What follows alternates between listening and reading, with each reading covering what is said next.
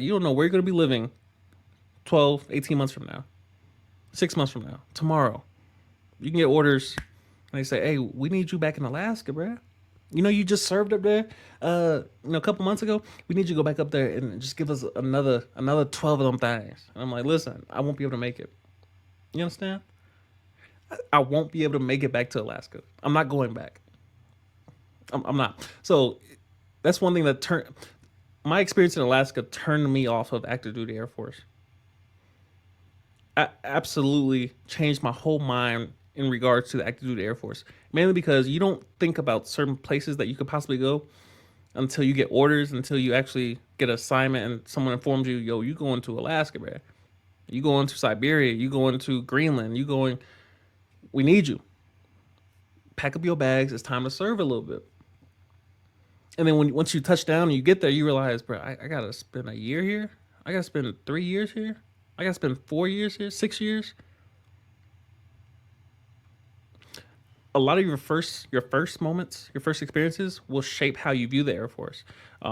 If you came to the Air Force and your first Air Force base, your first station, your first duty station was Kennan Air Force Base, you probably have a sour taste in your mouth in regards to the Air Force. You probably have a sour. If you've been at your first base, which is might be Kennan or some Dusty's Minot or something, and you've been there for 6 years, you probably got a sour taste in your mouth. You're probably upset. I'm like, bruh, of all the places I could have gone to, bruh, y'all sent me to the dustiest. And some people, they get amazing first base and they love the Air Force and they're blue and I just want to serve in the troops and the government and the Federal Reserve and I just want to and night and day experiences. My first deployment was amazing. It could have been Iraq, it could have been Afghanistan, it could have been Syria, but no, it was Abu Dhabi, an hour from Dubai. It was amazing. There's a certain amount of luck that you have to have and kind of expect to have or not have when it comes to your first experiences in the military. Your first base could be absolutely trash. You could get Germany, you could get Spangalum, you can get Korea your first base.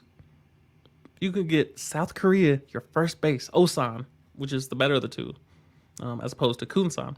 Um, your first experience determines how you view a lot of things. My first time touching down in Alaska, for the first month, I'm like, this is nice, bruh. Middle of summer, mosquitoes big as hell. Everything is big in Alaska, mind you. Like you think everything is big in Texas, everything's big in Alaska. Everything. Um, but my first experience up there, first couple months, first month without my car in Alaska. So I'm like, all right, you doing, you're in a quarantine, obviously during COVID times, and then you don't have a car either. So I can't even sneak out my room to go anywhere, to drive an hour just to go get towels or something. But then you finally get your car. You start enjoying summer. You got the long days, and it's 11 o'clock at night, but it's bright as hell outside.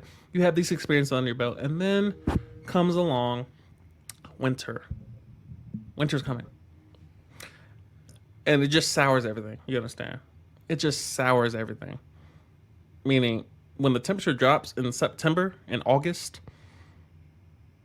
you talking about 20-degree weather, and it's August, it's September, and then it starts snowing in August and September, and then the darkness comes. That whole experience told me if this is what's possible in active duty, and matter of fact, scratch that. If this is what's probable on active duty, meaning you could be sent anywhere, multiple times for as long as they want. I'm like, I can't do active duty anymore. No, because if there's any chance, which is what we measure in the real world, is probability, not possibility, but probability. I'm not going. No, you're not. I'm not going back to Alaska. I'm not doing it. So active duty was scratched off my list on that 10-month span of being in Alaska, just because of the probability of going back. No.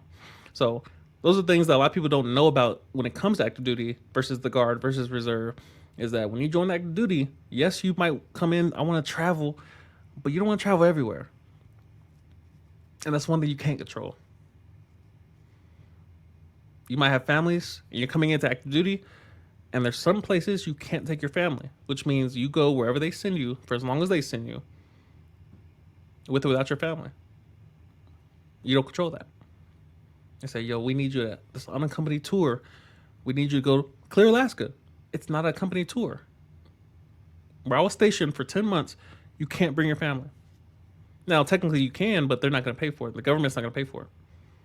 So, unless you're willing to uproot your family and bring them somewhere that you have to pay out of pocket, you're by yourself for as long as they send you up there.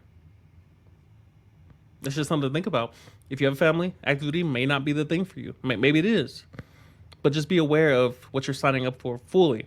Is that there might be a moment, there might be a year or 2 or 3 that they send me somewhere and my family doesn't come with me.